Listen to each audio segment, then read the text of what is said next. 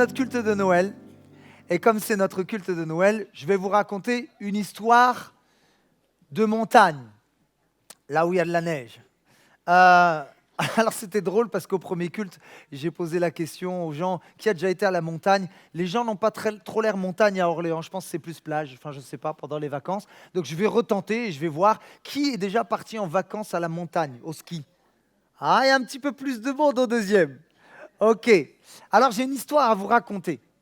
Vous savez, un jour, j'ai été à la montagne avec mes parents. J'étais un ado. Et c'était la première fois qu'on allait faire des vacances à la montagne. Et je n'avais jamais fait de ski de ma vie. En tant que tout breton qui se respecte, je connaissais quand même plus la mer. Et là, on a eu je sais pas, on a eu une idée d'aller à la montagne. Et je me suis dit, pour ceux qui me connaissent, je suis légèrement casse-cou et aventurier.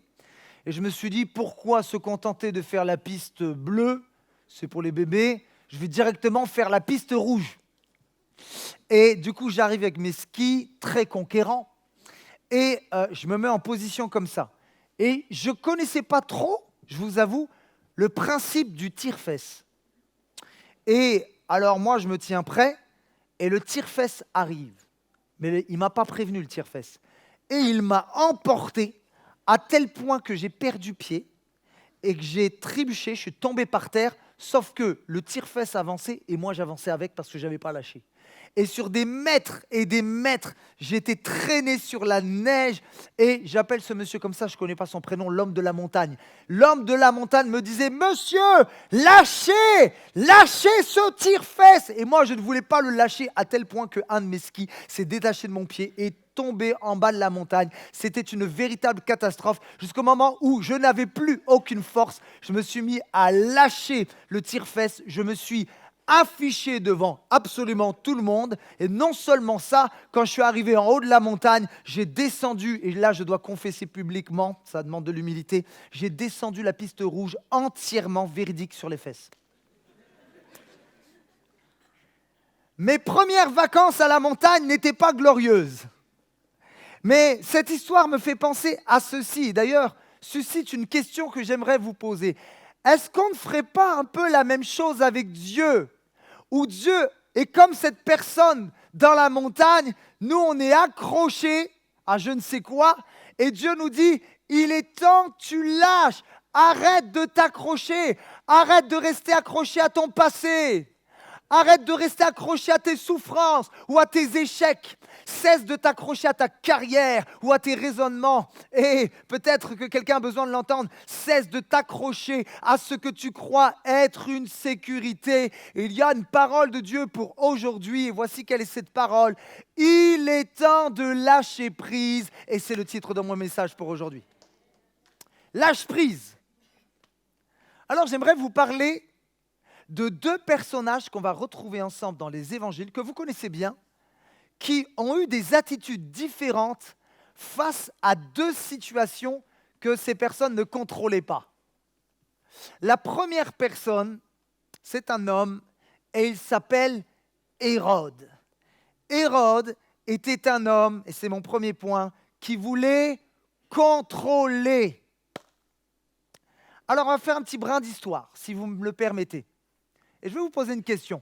Saviez-vous dans les évangiles combien il y a d'Hérode? Il y en a combien d'Hérode?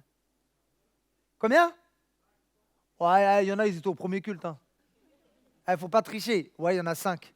Il y a des grands théologiens devant l'Éternel là. Il y a 5 Hérodes dans la Bible. Permettez-moi de les présenter brièvement. Il y a celui qui s'appelait Archélaos. On l'appelait Hérode l'Ethnarque sur les pièces de monnaie et il régna en Judée de 4 avant Jésus-Christ à 6 après Jésus-Christ. Et c'est apparemment lui qui avait la plus mauvaise réputation. Les gens ne pouvaient plus en fait être sous sa gouvernance. Ils ne le supportaient plus parce qu'il était cruel à tel point qu'une délégation juive est allé à Rome voir César en disant « on n'en peut plus, il faut que tu le dégages ». Et César, effectivement, l'a dégagé. Donc, il a fait qu'à peu près 2 ans, je crois, de règne. Et d'ailleurs, c'est ce Hérode-là, c'est à cause de ce Hérode-là que lorsque Joseph et Marie sont retournés d'Égypte, ils n'ont pas pu retourner en Judée à cause de la cruauté d'Hérode. C'est pour ça qu'ils ont été se déplacer en Galilée. Deuxièmement, il y a un Hérode qu'on appelle Hérode le tétrarque, qui portait aussi le nom d'Antipas, et c'est lui qui fit exécuter Jean-Baptiste. Vous vous rappelez de cette histoire qui est tragique, où on va apporter la tête de Jean-Baptiste sur un plateau. Il y a un autre Hérode qui s'appelle Hérode Agrippa, et c'est lui qui déclencha la persécution contre les apôtres, et là on le voit dans Acte 12. Bon, ils n'étaient pas trop sanctifiés apparemment les Hérodes. Hein.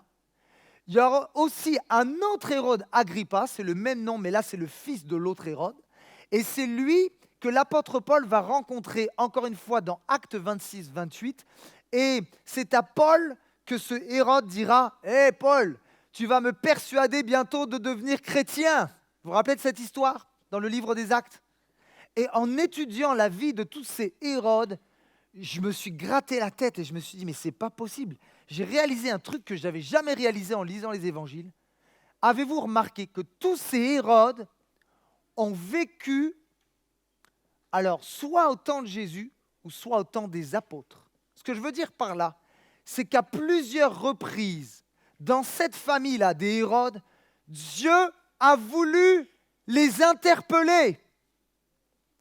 Dieu est venu comme pour frapper à la porte de leur cœur. Parce que Jésus a donné sa vie à la croix pour tous ces Hérodes, malgré qu'ils étaient méchants. Son sang a coulé aussi pour eux. Et ils sont passés tellement à côté d'une opportunité divine, glorieuse, parce qu'ils auraient pu avoir la possibilité d'accepter Jésus-Christ comme Seigneur et Sauveur. Mais malheureusement, ils ont refusé une chose. Vous savez quoi? Ils ont refusé, tous ces Hérodes, les uns après les autres, que Dieu prenne le contrôle de leur vie. Ils ont décidé de rester au contrôle de leur vie. Voilà pourquoi ils ont rejeté Jésus-Christ comme Seigneur et Sauveur. Je voudrais parler à quelqu'un qui a eu des difficultés dans sa famille et peut-être que même c'est générationnel. Dans la vie de ton arrière-grand-père, arrière-grand-mère, il y avait des abus, il y avait de l'alcool, il y avait de la dépression, il y a eu des suicides. Ton grand-père, ta grand-mère, tes parents, tes frères, tes sœurs, il y a des familles comme cela où de génération en génération, c'est problème sur problème, maladie sur maladie, suicide sur suicide. Et ce sont des choses tragiques et terribles. Mais la bonne nouvelle, c'est que tu n'es pas obligé de te positionner comme Hérode.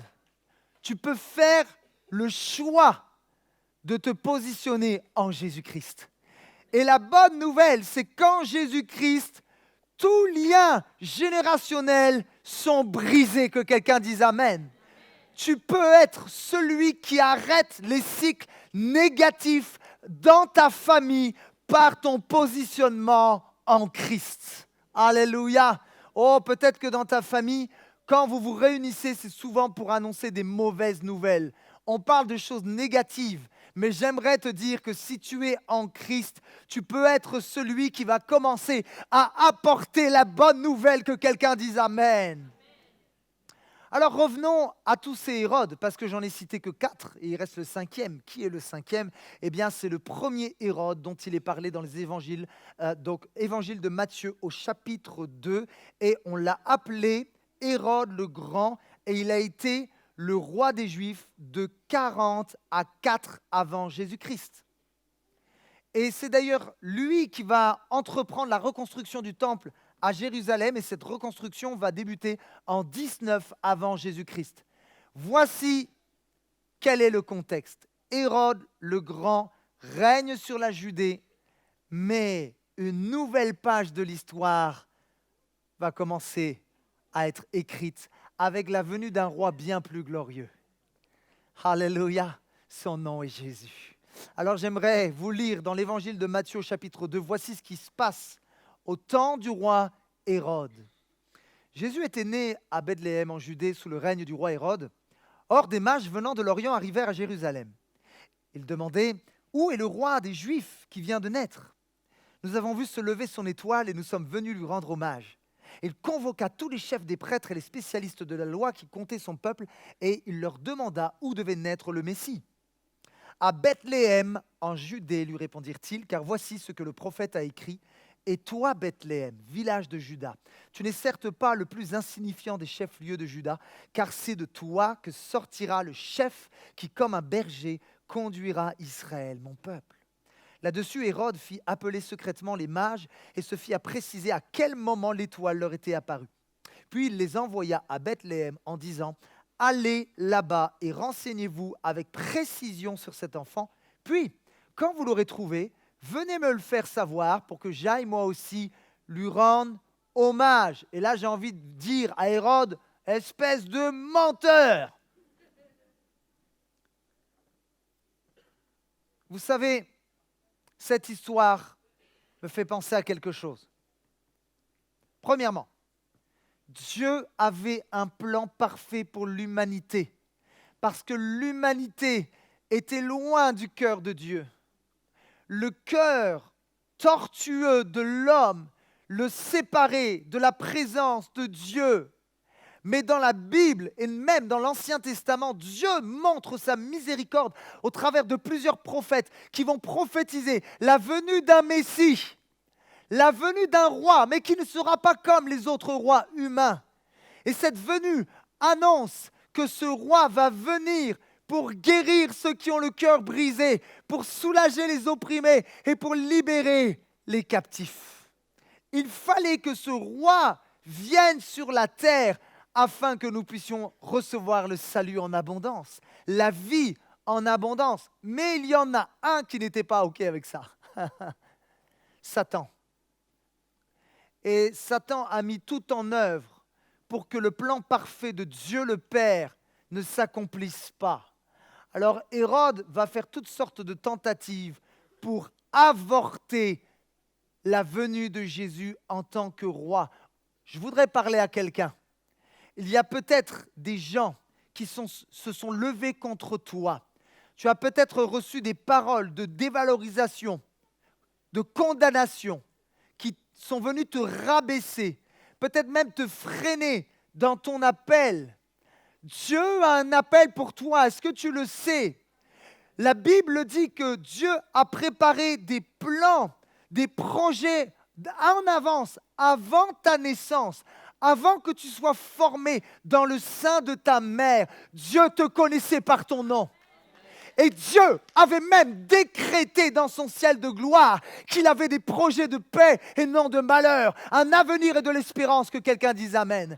J'aimerais dire à quelqu'un que même si l'enfer se dresse contre toi, même si les traits enflammés du malin veulent s'abattre, qui pourra arrêter les plans parfaits de Dieu? Personne. Alors j'ai envie de te dire, lève-toi. Ne crains pas les hommes, ne crains pas ce que l'ennemi peut dire de toi, car si Dieu est avec nous, qui sera contre nous? Alléluia, alléluia. Et alors qu'on a voulu tuer le prince de la paix, Dieu est venu et a averti les mages au travers des anges qui ont parlé aux mages et ils leur ont dit « N'allez pas revoir Hérode ». Alors ils ont obéi, ils se sont soumis à ce que les anges ont dit de la part de Dieu et ils ont emprunté un autre chemin pour retourner chez eux. Et la Bible dit que ça a rendu fou de rage Hérode. Et on le lit dans le texte, Matthieu 2. Quand Hérode s'aperçut que les mages s'étaient moqués de lui, mais en vrai, ce n'est pas qu'ils se sont moqués de lui, c'est juste qu'il était un peu susceptible. Il devint furieux. Il donna l'ordre de tuer à Bethléem et dans les environs tous les enfants de moins de 2 ans, conformément aux précisions qu'il lui avaient données les mages sur l'époque où l'étoile était apparue. Alors s'accomplit la parole transmise par Jérémie le prophète. On entend à Rama une voix qui gémit et d'abondants sanglots amers. Rachel pleure ses enfants et elle ne veut pas se laisser consoler, car ils ne sont plus. C'était un moment tragique où, malheureusement, le sang a coulé. Je ne sais pas si c'était une nuit, mais des mamans étaient en larmes parce que des hommes sont venus avec des épées pour transpercer ces enfants et les tuer. Waouh! Alors je me suis posé cette question en préparant ce message. Comment ça se fait que le roi Hérode, qui avait quand même une certaine autorité, un certain pouvoir, comment ça se fait qu'on a l'impression qu'il craint la venue d'un petit bébé?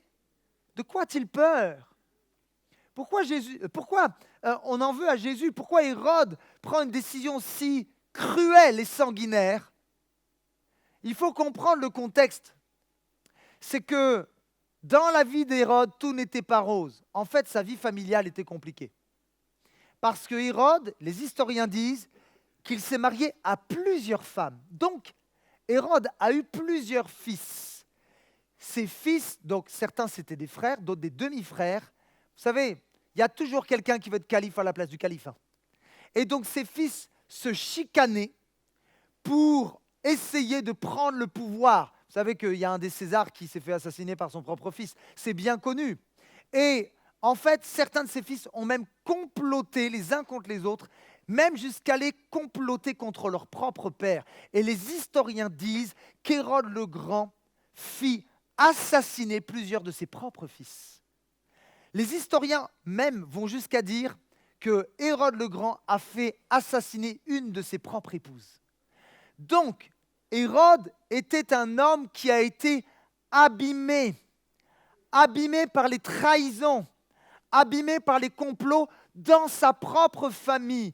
Quand tu vis ça dans ta famille, je peux te dire, ça laisse des marques. En fait, Hérode était un homme qui avait des fissures. Parfois, ton mariage peut créer des fissures en toi. Une mère peut avoir des fissures parce que ses enfants sont partis loin, qu'ils ne donnent plus de nouvelles.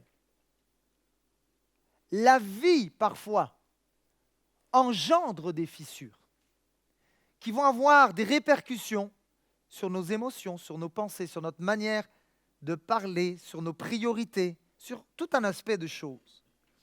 Et tous ces événements vont rendre le roi Hérode de plus en plus soupçonneux et ça va renforcer en lui quelque chose, ça va renforcer son désir de contrôler, d'avoir le contrôle. Et donc, au lieu que la naissance de Jésus soit célébrée de sa part, au lieu qu'il voie la naissance de Jésus comme une bénédiction, il a vu Jésus comme un rival. Il a vu Jésus comme une menace. Je vais vous poser la question, mes amis, qu'est-ce qui nous pousse à contrôler? Parce que je vais vous dire la vérité, tu peux être un enfant de Dieu. Écoutez ceci. Célébrer Jésus le dimanche matin, tu peux être un pasteur et vraiment être né de nouveau. Tu es sauvé, il n'y a pas de problème. Mais peux être pris dans ta vie par l'esprit de contrôle. Alors pourquoi l'être humain, et même les chrétiens, on a ce désir parfois de vouloir contrôler autant les choses? Vous savez pourquoi? La réponse, elle est simple. Je pense que c'est la peur. Pourquoi? Parce qu'on a peur d'être blessé à nouveau. On a peur de l'échec, on a peur du rejet, on a peur de perdre l'estime des autres, on a peur de perdre notre sentiment de sécurité. Et toutes ces peurs qui parfois ont amené des fissures émotionnelles en nous, toutes ces peurs viennent renforcer en nous le désir de contrôler. Alors, pour tous les contrôlants, j'ai une parole. Pour vous qui aimez contrôler, peut-être que vous contrôlez, mais vous ne réalisez même pas. Même peut-être que votre femme vous a dit, mais vous êtes trop contrôlant, mais tu dis n'importe quoi. Bon, ça c'est autre chose. Mais pour tous les contrôlants, j'ai une parole de Dieu pour vous. En fait, la vérité, tu contrôles rien. Tu ne peux pas contrôler l'économie du pays de France. Non, tu ne peux pas. Tu ne peux pas contrôler les guerres qu'il y a autour de nous. Tu ne peux pas contrôler.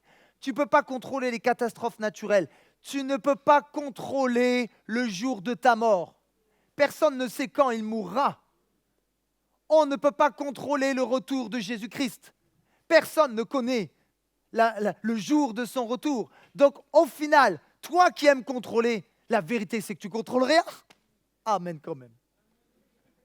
La Bible dira dans le livre des Proverbes au chapitre 19 et au verset 21, « Il y a dans le cœur de l'homme beaucoup de projets, mais ce sont les desseins de l'Éternel qui s'accomplissent. » Au final, Dieu est assis sur le trône et c'est lui qui règne. Alors revenons aux fissures. Revenons aux blessures émotionnelles. Je vais vous dire une chose. Il est impossible sur cette terre, impossible, de ne pas être blessé au moins une fois, et je suis gentil, par quelqu'un. Je pense que ce qui fait le plus mal, c'est d'être blessé par ceux qu'on aime. Et ça arrive. Un mari peut blesser sa femme. Une femme peut blesser son mari. Des enfants peuvent blesser leurs parents. Mais des parents peuvent blesser leurs enfants. La vérité, c'est qu'on sera tous blessés par quelqu'un. Mais la question, c'est comment vas-tu gérer tes blessures émotionnelles? Alors, j'ai réfléchi et je pense que quand nous ne laissons pas le Saint-Esprit traiter les fissures à l'intérieur de nous, vous savez ce que ça change en nous? Ça change notre manière de regarder les autres. Quelqu'un qui est fissuré comme le roi Hérode n'arrivera pas à voir les autres comme Dieu voit les autres. Alléluia. On s'est parfois privé des bénédictions que Dieu nous avait envoyées. Vous savez, des fois on dit « les bénédictions c'est matériel, les bénédictions c'est de l'argent ». Dieu bénit de toutes sortes de bénédictions, c'est vrai. Mais laissez-moi vous dire ceci. Souvent, quand Dieu envoie des bénédictions, vous savez qui il envoie finalement? Les bénédictions de Dieu qu'il nous envoie, souvent ce sont des gens. Les bénédictions que Dieu nous envoie, ce sont des personnes. Mais à cause de nos fissures qui n'ont pas été réglées, au lieu de voir les personnes comme des bénédictions, on les a vus comme des rivaux. Au lieu de les voir comme des alliés, on les a vus comme des ennemis. Voilà pourquoi il y a des couples, il y a des foyers dans notre société qui sont dysfonctionnels parce que le mari, au lieu de voir sa femme comme sa meilleure amie, sa plus proche confidente, il va voir sa femme comme une rivale, comme quelqu'un qui pourrait potentiellement le mettre en danger. Par exemple, et j'ai pris cet exemple au hasard, dans les finances. Oh, elle va encore acheter un nouveau sac à main, ça va me plomber dans mes finances. Je sais que je vais aller vers des choses très vraies, je sens un calme, mais je vais y aller quand même. Alors, je vais donner des exemples de contrôle très pratiques qui nous concernent, nous, aujourd'hui. On reste sur les finances. Vous savez, il y a des gens qui naissent dans des foyers où il y avait très peu. Et on s'est contenté avec peu. Les fins de mois étaient difficiles et parfois quand tu ouvrais le frigo, peut-être qu'il n'y avait plus grand-chose dans le frigo. Du coup, en fait, tu as grandi avec cette mentalité, il faut que je puisse survivre avec peu. Mais tu as grandi, tu as eu un emploi, tu t'es marié. Le problème, c'est que tu as peur, limite, de dépenser, même pour des choses qui sont légitimes. Parce que il y a quelque chose en toi qui s'est installé, ça s'appelle la peur du manque. Tu as peur qu'à la moindre dépense, tu sois dans le rouge. Et finalement, même pour les besoins légitimes de ton foyer, il va falloir limite négocier avec toi. Moi, j'ai connu des gens, la chaussure, elle est trouée. Mais non, t'inquiète pas, on va la rafistoler, un petit bout de scotch ou un truc comme ça. Non, le besoin était légitime. On pouvait acheter. Il y a des gens qui sont... il y a des gens qui meurent avec un compte en banque plein craqué. Mais je me dis, mais ça sert à quoi? Et les gens, en fait, ont besoin de se sentir en sécurité en disant, j'ai un compte en banque, je ne sais pas, il y aura peut-être un crash boursier un jour. Bon, c'est vrai. Mais la vérité, c'est que la personne, elle meurt avec un gros... Et en plus, malgré que le compte en banque soit blindé, l'argent, des fois, il revient à l'État en plus. Bon, bref, je referme la parenthèse, mais... Vous savez ce que la Bible dit concernant ceux qui veulent toujours épargner? La Bible dit ceci dans le livre des Proverbes, je crois, que celui qui épargne à l'excès s'appauvrit. Permettez-moi une parole pastorale. Une église qui ne cherche qu'à épargner. Je ne dis pas que c'est mauvais de mettre de côté, attention, mais qui ne veut jamais relâcher pour bénir les autres, qui ne veut jamais semer dans la vie des autres, c'est une église qui va s'appauvrir. Un enfant de Dieu qui préfère garder dans son compte épargne, au lieu de donner la part qui revient à l'Éternel, au lieu de donner les prémices qui reviennent à Dieu. Excusez-moi, je sais, on est à Noël, je devrais avoir un petit message tout doux, tout gentil. Mais la Bible dit que ceux qui ne donnent pas à l'Éternel, en fait, volent Dieu. Et en fait, ne crois pas que, en te disant, si je ne donne pas à Dieu, je vais faire des économies, en fait. Ne crois pas cela. C'est un mensonge du diable. L'or et l'argent appartiennent à Dieu. Et il y a un principe dans la Bible qui dit que quand tu sèmes, tu récolteras ce que tu sèmes. Alléluia.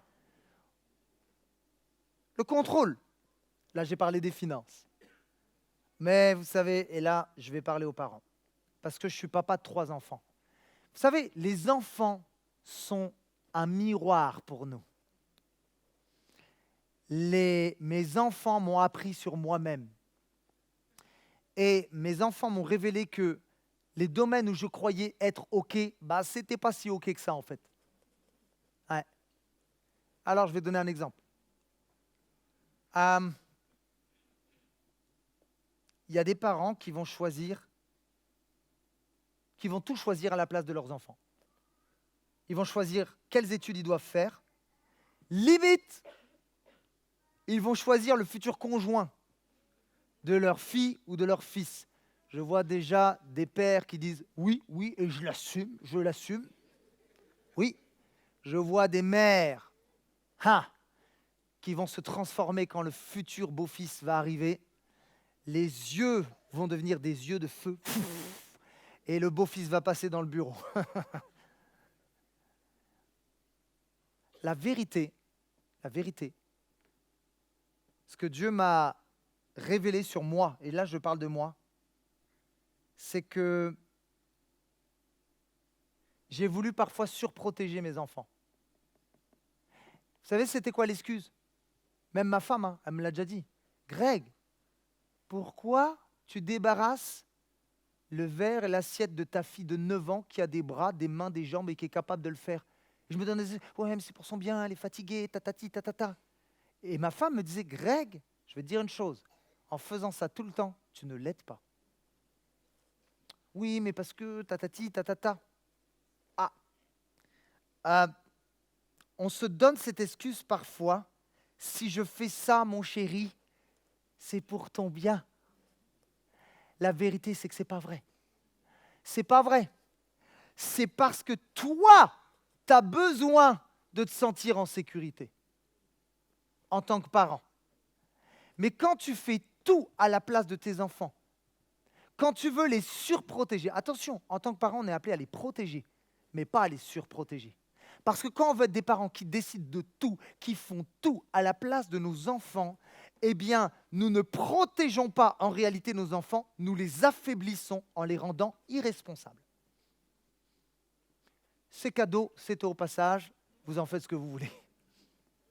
Maintenant, un dernier exemple.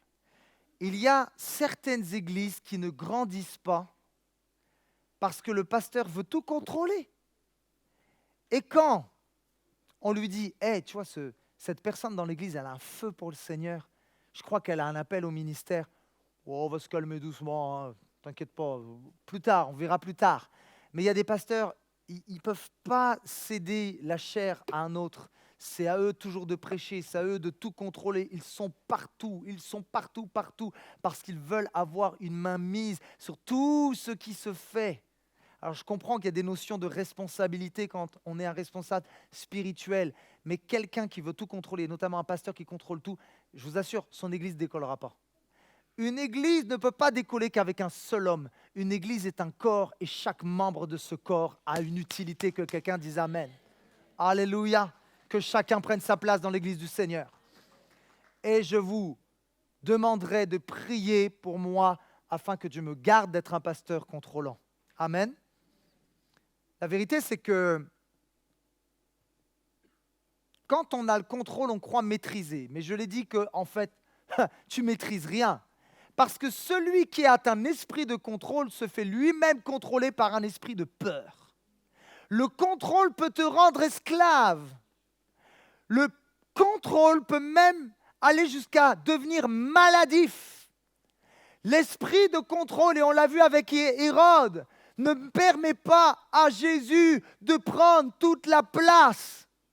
Voyez-vous, si Jésus n'a pas toute la place dans nos cœurs, comment sa paix pourra prendre toute la place en nous?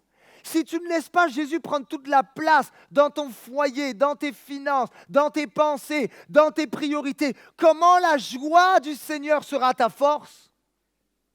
Ah là là!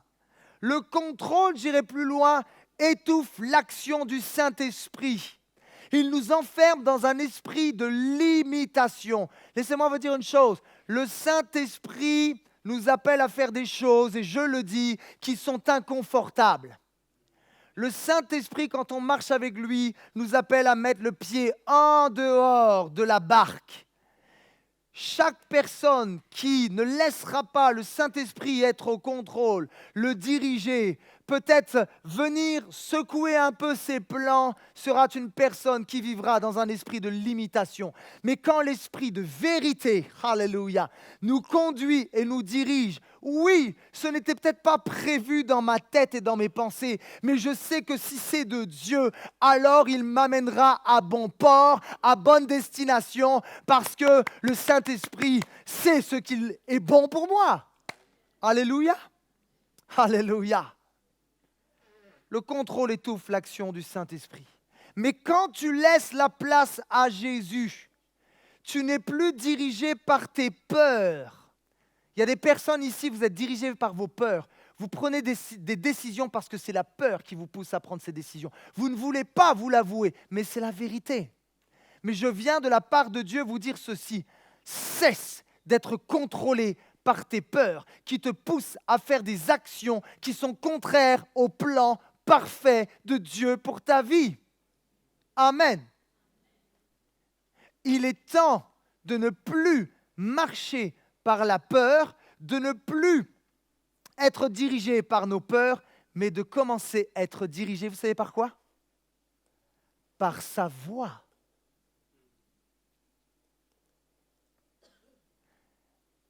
La direction que tu prendras dans ta vie sera déterminée en fonction de qu'est-ce que tu choisiras d'écouter.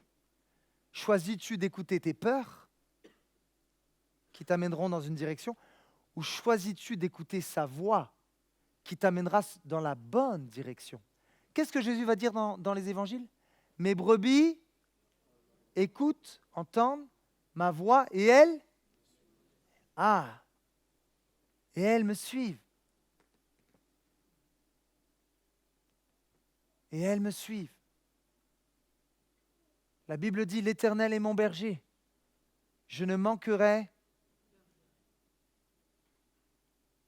Je ne parle pas que matériellement.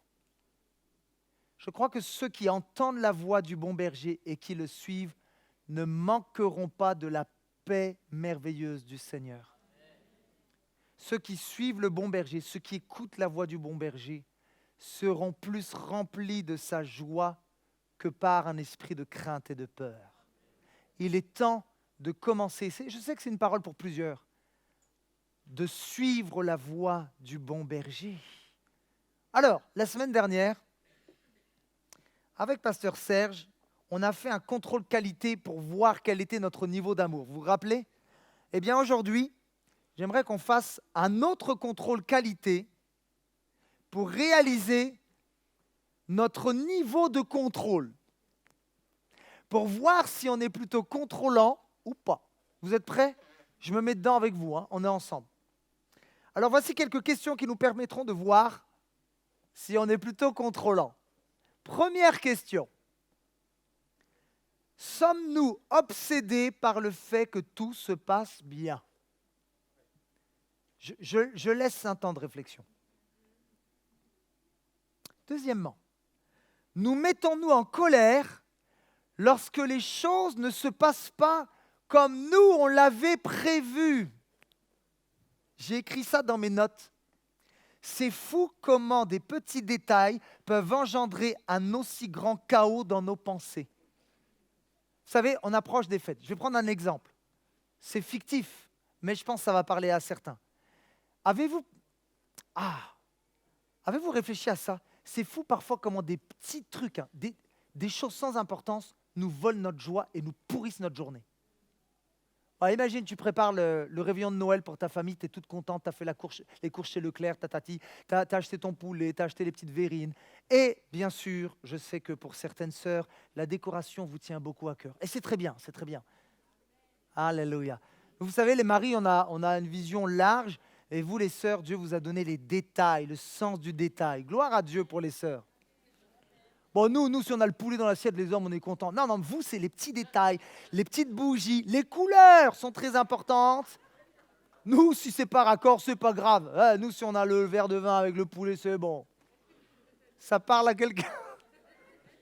Bon, imagine.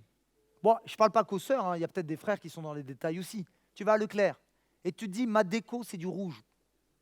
Tu ne trouves aucune serviette rouge à Leclerc. Si, tu trouves des serviettes rouge bordeaux. Mais parce que c'est du rouge bordeaux et pas du rouge, ça t'a pourri ton réveillon de Noël.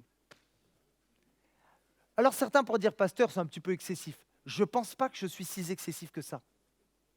Je crois que parfois des petits détails, des micro-détails, parce que ça ne va pas dans notre sens, parce que ce n'est pas comme on l'avait prévu, viennent pourrir nos foyers, viennent pourrir nos mariages, viennent pourrir l'ambiance et l'atmosphère de nos maisons. Alors que la vérité, que le détail, il soit là ou pas, Dieu reste assis sur le trône. Alléluia. Allez, on continue. Contrôle qualité. Éprouves-tu de l'anxiété lorsque les choses t'échappent? Dois-tu toujours avoir le dernier mot?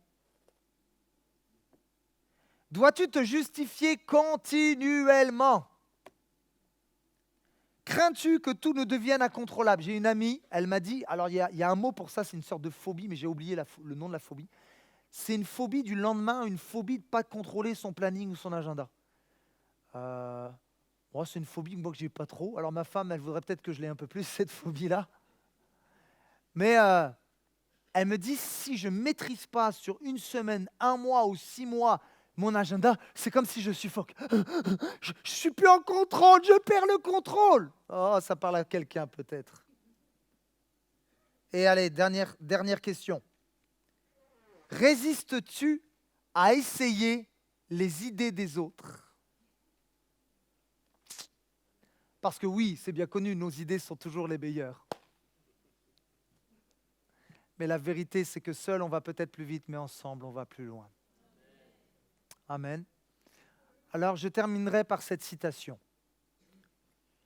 d'un auteur inconnu. Ça va s'afficher, j'ai trouvé ça tellement pertinent. Voici ce que la citation dira.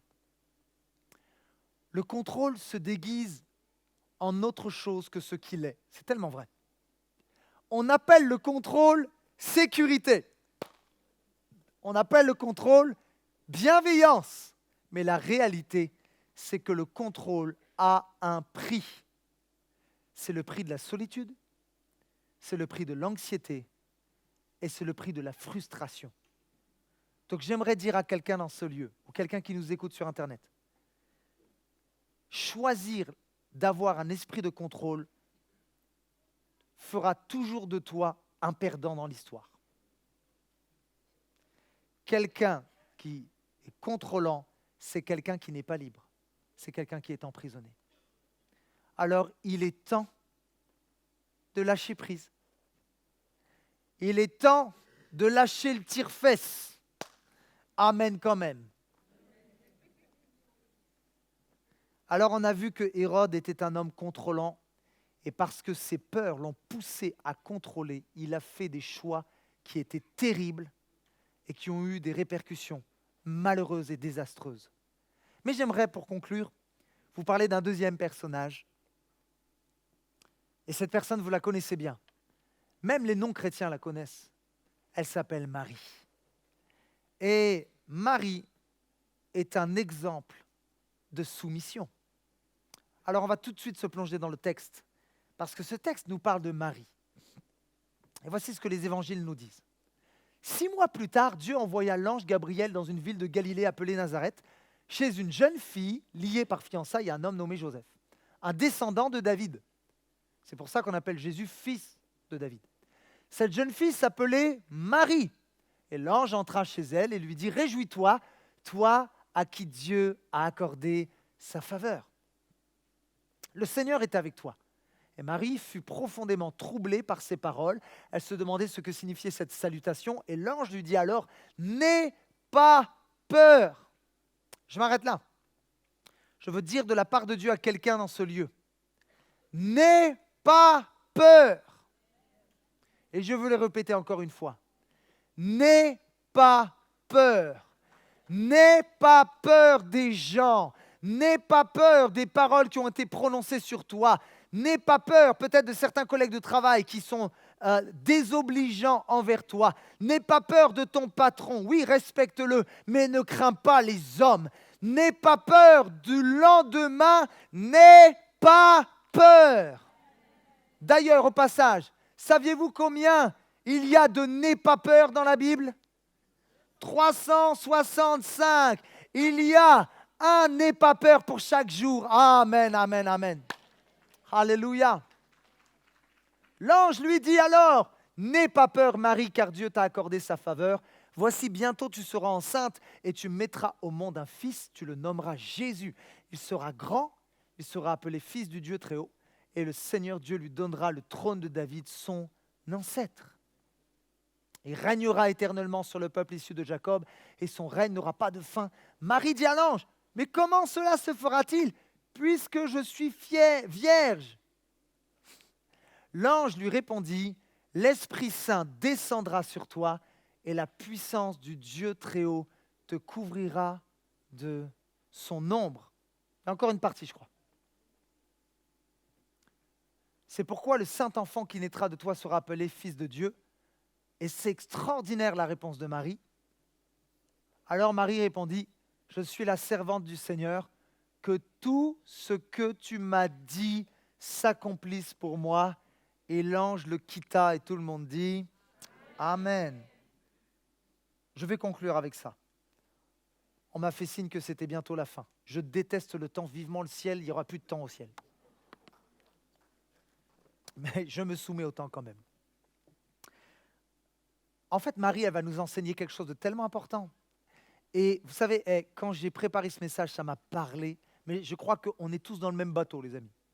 Voici ce que Marie nous enseigne. Marie, je crois que c'est une des vérités à emporter pour ce message, a accepté que les choses ne se fassent pas à sa manière. À aucun moment, les évangiles nous montrent une Marie qui s'est offusquée ou qui a dit à Dieu, « Hé Dieu, je t'ai jamais demandé de me mettre un bébé dans le ventre. » Parce que c'est ce qui s'est passé en fait. On ne voit pas une Marie qui monte un syndicat, Force ouvrière, CGT, avec une sorte de pancarte. « Dieu, je me rebelle contre toi, c'est inadmissible. Je demande, Dieu, que tu reviennes sur ta décision. » Et avec le panneau, pas content, pas content. Ah, ça me fait penser à un pays dans lequel on vit. Bon, Marie n'était pas française, c'est peut-être pour ça. Marie ne s'est pas plainte de sa situation. Mais voyez-vous, aux yeux des hommes, ce que Marie est en train de vivre, c'est vraiment une épreuve, parce que dans le contexte de l'époque, ça rigolait pas. Hey, une femme qui était enceinte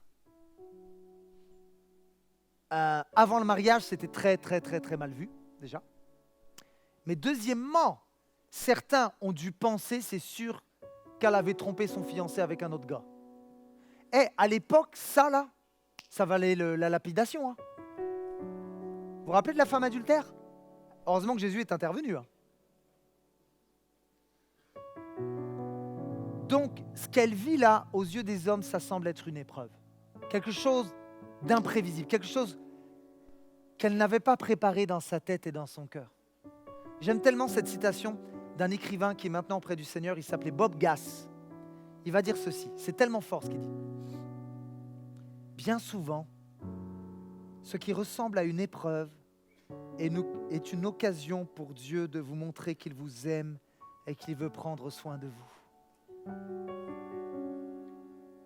Je veux répéter parce que c'est pour quelqu'un dans ce lieu. La citation normalement s'affiche. Bien souvent, ce qui ressemble à une épreuve est une occasion pour lui de vous montrer qu'il vous aime et qu'il veut prendre soin de vous. Alléluia. Qu'est-ce que la Bible dit? C'est tellement fort ce texte. La Bible dit que tout concourt au bien de ceux qui aiment Dieu. Passes-tu par un moment d'incompréhension? Est-ce que tu as des fissures à l'intérieur de toi? J'aimerais reciter ce texte dans une autre version qui est la version Parole de vie. Dans Romains 8, 28, la Bible dit « Nous savons encore une chose, Dieu fait tout pour le bien de ceux qui ont de l'amour pour lui. Ceux-là, il les a appelés selon son projet. » Amen. Marie nous a montré un exemple extraordinaire. Elle nous a fait comprendre au final que la mission de Dieu est plus importante que notre confort. Que la méthode de Dieu est plus efficace que notre méthode. Mais parfois, l'Église du Seigneur a été contradictoire. Parce que l'Église a demandé à Dieu ceci. Dieu, on veut voir ta gloire. C'est bien de faire cette prière. Mais la vérité, c'est que parfois, alors qu'on a demandé la gloire de Dieu, on n'a pas accepté le chemin qui nous a amenés à voir sa gloire.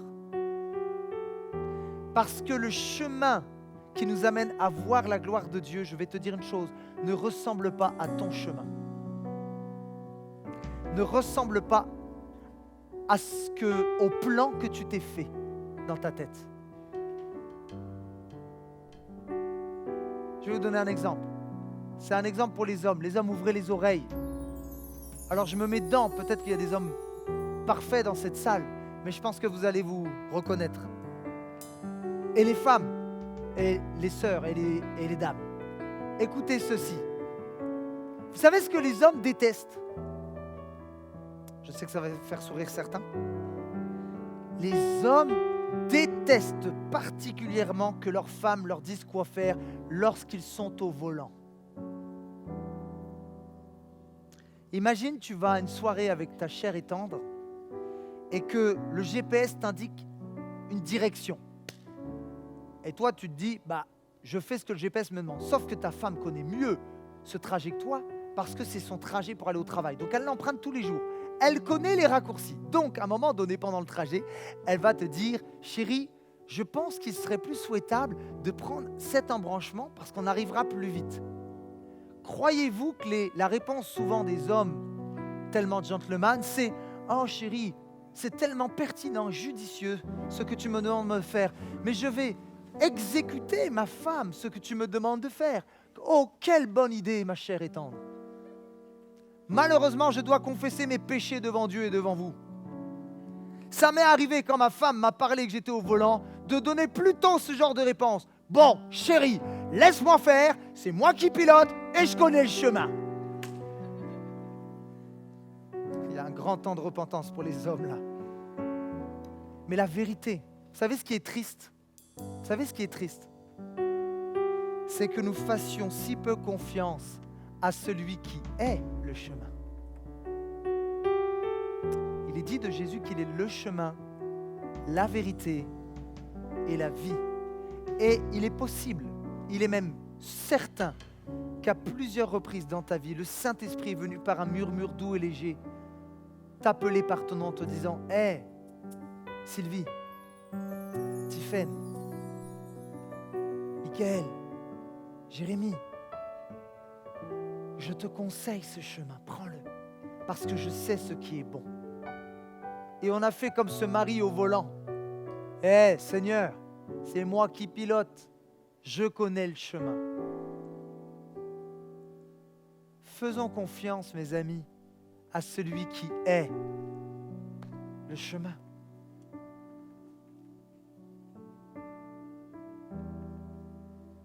Et en laissant Dieu prendre le contrôle, Marie, finalement, a été un merveilleux instrument. Vous pouvez imaginer ça?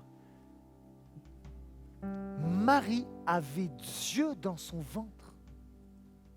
Pouvez-vous imaginer que le Dieu de l'univers qui a créé le ciel et la terre s'est fait chair et a habité pendant 9 mois dans le ventre d'une femme? Et lorsque Marie a sorti Jésus, le Fils de Dieu, de ses entrailles, mes amis, c'était une bombe pour l'humanité. C'était quelque chose de glorieux. En fait, vous savez ce qui est sorti d'elle? Le prince de la paix. Et parce qu'elle a accepté le chemin de Dieu et non le sien, le prince de la paix est sorti d'elle. Et le prince de la paix est venu guérir les cœurs brisés. Il est venu pardonner les péchés. Il est venu libérer les captifs. Et c'est ce qu'il veut faire dans ta vie, toi qui es venu aujourd'hui. Le prince de la paix est toujours là. Il est toujours vivant. Il est toujours réel. Il ne change pas. Alléluia. Alléluia. Mais je voudrais parler à quelqu'un, pas que aux femmes, mais aux hommes, parce que c'est une image spirituelle. Je voudrais te dire de la part de Dieu, ne permets plus à l'esprit de contrôle de te rendre stérile spirituellement parlant. Il y a trop d'enfants de Dieu qui sont dans une stérilité, alors que Dieu t'appelle à la fécondité. Voici la parole de Dieu. Tu es appelé à être enceinte du projet de Dieu. Église de France, Église Parole de Vie, tu es appelé à enfanter spirituellement parlant.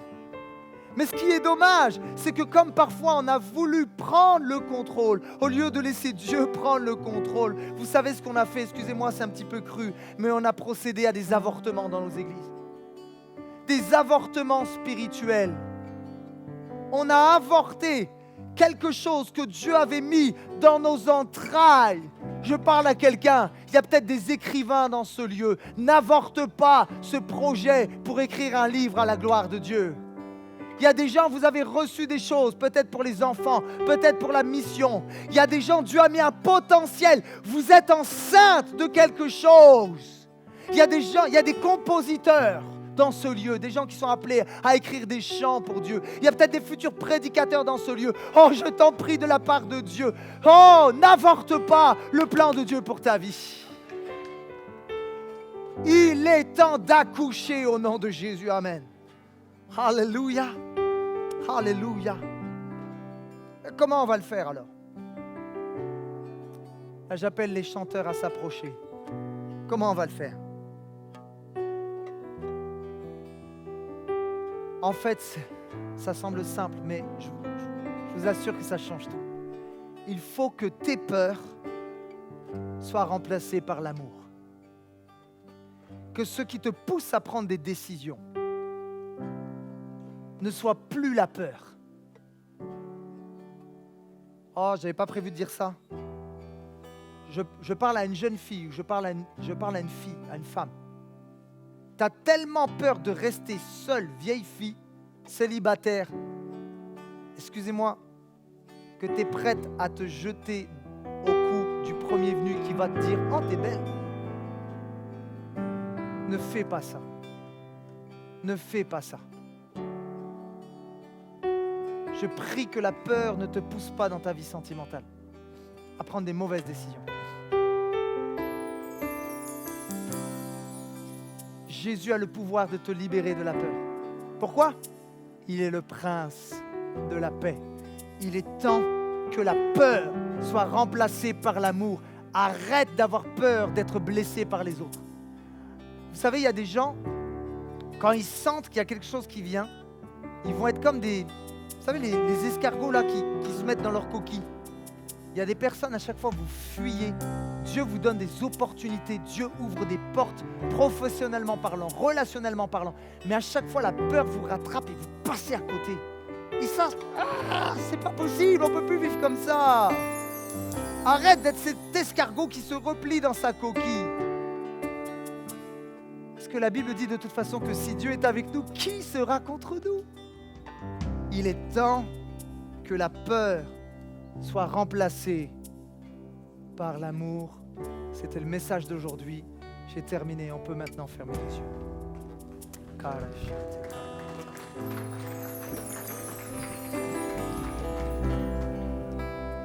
Alors que la louange va chanter, je voudrais faire un appel aujourd'hui. Il y a quelqu'un, tu as besoin de faire cette prière dans ce lieu. Tu as besoin de demander au Saint-Esprit de venir briser en toi tout esprit de contrôle. Il y a des gens, vous êtes trop contrôlants avec votre épouse ou votre mari. Vous êtes trop contrôlants avec vos enfants. Vous êtes contrôlants dans votre quotidien. Cela ne laisse pas la place à l'action du Saint-Esprit dans votre vie. Je veux déclarer que ce temps est terminé au nom de Jésus. Laisse le contrôle à Dieu. Ne sois pas un Hérode. Deviens une Marie. Alléluia. Alléluia. Est-ce que l'Église peut commencer maintenant à prier? C'est un temps décisif. Un temps décisif. Seigneur, libère-moi de l'esprit de contrôle. Au nom de Jésus. Le contrôle te rend dur. Le contrôle te rend esclave, malheureux, frustré. Mais tu es venu dans ce lieu aujourd'hui pour entendre ce message qui va te libérer. Parce que Jésus est celui qui libère. Laisse Dieu prendre le contrôle de tes finances, de ton mariage, de tes enfants. Il y a un positionnement à avoir aujourd'hui. Voici quel est ce positionnement. Je décide de lâcher prise. Jésus, je décide de te faire confiance et d'accepter non pas ma méthode, mais ta méthode, dans le nom de Jésus. Et tout le monde dit Amen. Est-ce qu'on peut acclamer le roi des rois dans ce lieu? Est-ce qu'on peut se lever ensemble? On va célébrer Jésus.